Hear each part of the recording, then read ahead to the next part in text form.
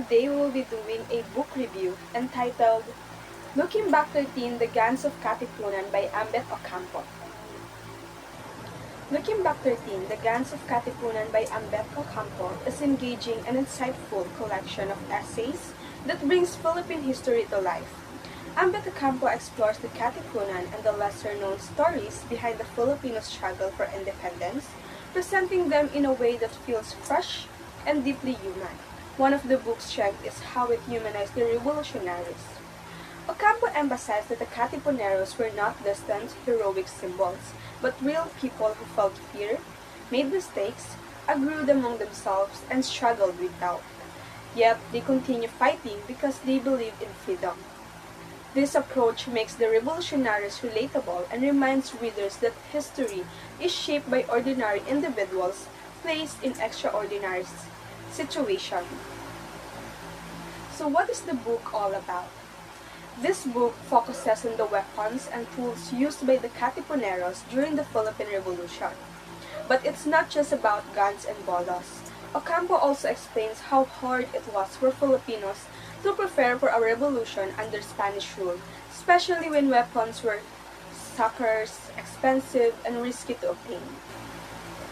One of the annotations I highlighted from this book is the Katipuneros use bolos, pistols, and homemade guns because they lack proper weapons.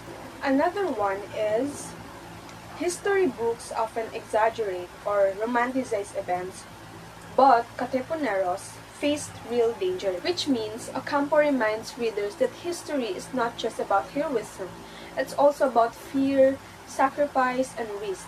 The revolutionaries were human. They were scared, tired, and vulnerable, which make their bravery even more impressive. So what are the key points in this book? First is the Katipunan's weapons. They didn't have much. Some weapons were old, some were improvised, and others were secretly smuggled. Despite their limitation, they still pushed forward. Second is the resourcefulness of the revolutionaries. Since they lack money and access to firearms, they become very creative. They used recycled blades, made homemade guns, and relied on donation from supporters. This shows how determined they are to fight for freedom. Third is clearing historical myths. Ocampo is known for correcting misconception. He explained that real stories behind certain weapon and event, and he uses documents and artifacts to clarify what really happened. And lastly, everyday life of the Katipuneros. The book also reminds us that the Katipuneros were ordinary people. They experienced fear, danger, and sacrifice, but they continue fighting because they believe in independence. So if you're going to ask me if this book is really worth to read, I will definitely say yes. You should read this book because this book is not just a simple book. It is full of lesson, history about the Philippines.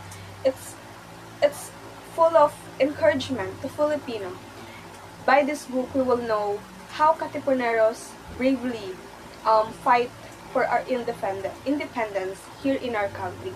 So if you like light, humorous, yet full of meaning, full of lesson, kind of history book, you should really read this and you will definitely love this book.